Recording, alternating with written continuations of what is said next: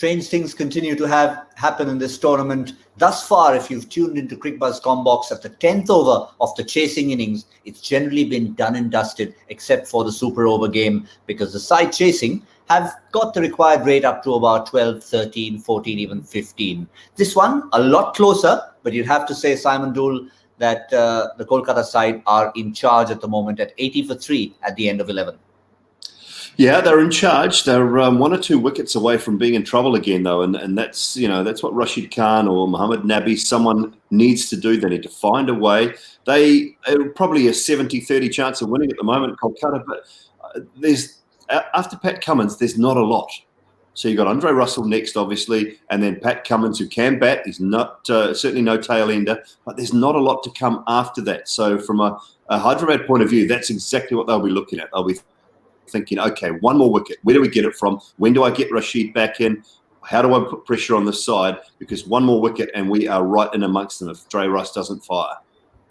Yeah, and that's why I think the invaluable innings played by Shubman Gill. Now, the similar kind of innings, had he been, say, in a Chennai setup, chasing 200 at the required rate at 16 and over, you'd say, what's wrong with him? But in this situation, probably tailor-made.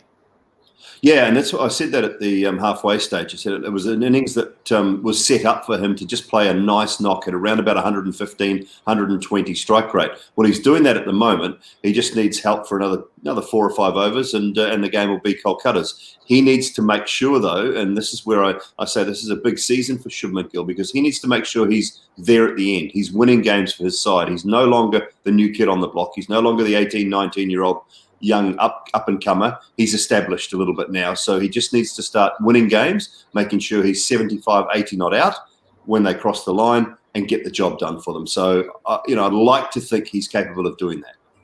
And Simon, you couldn't ask for a better person at the other end. Owen Morgan 1.0 was someone trying to feed his way to the England team when he first came to the setup. But now, Owen Morgan 2.0, World Cup winning captain, is a completely different character.